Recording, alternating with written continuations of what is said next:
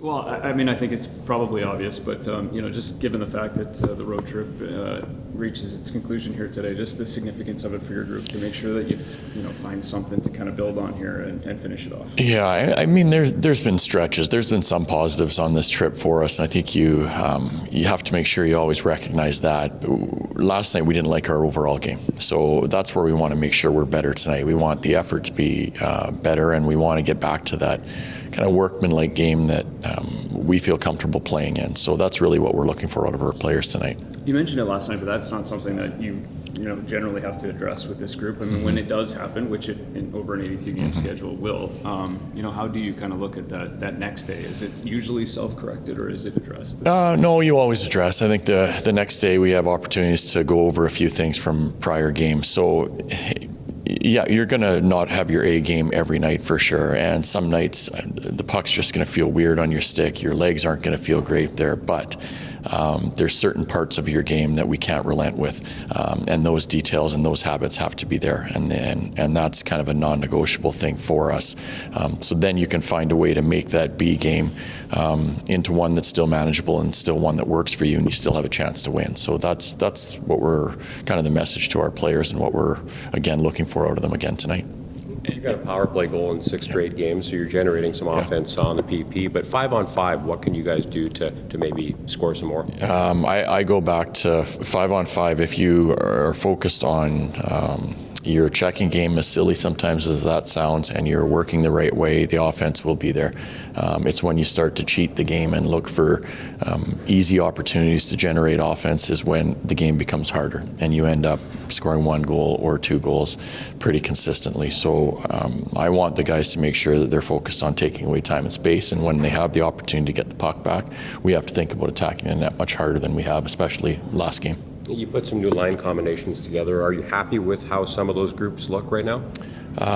New line combinations over the last number of games. Yes. Yeah, I mean, there's stretches. I mean, I think Michael's lines had some good nights. I think Cads' line, not last night, night before, they played well. It's just not consistent yet. So we want to find a way to make it consistent, and that's what we're focused on tonight. When you were talking about just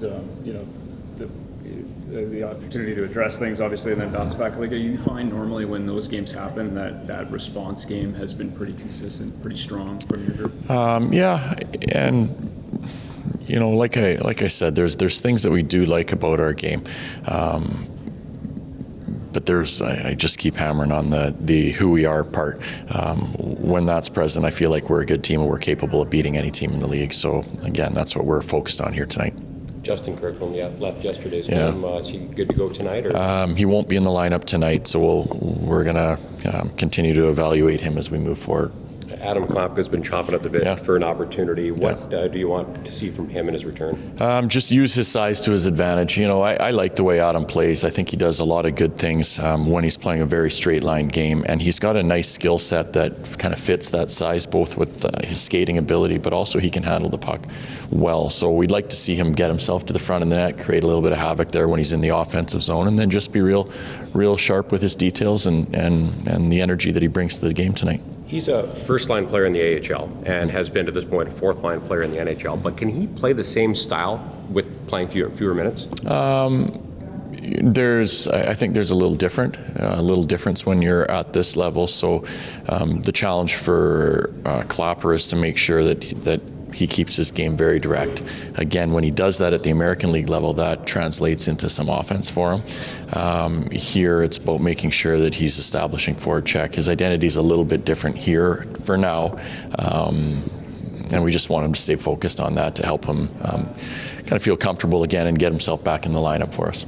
How do you like the way your group has played on back-to-backs this season, and does the messaging in that regard stay the same tonight, or does it change a little bit just given where you guys are at on this road trip? No, it stays the same. I mean, we've seen a little bit of both on our back-to-backs so far this year, but the tail end or the last game of a trip sometimes is a challenging one to play because you start looking ahead to getting home, but you have to be where your feet are, and I think our players will be in a good spot tonight.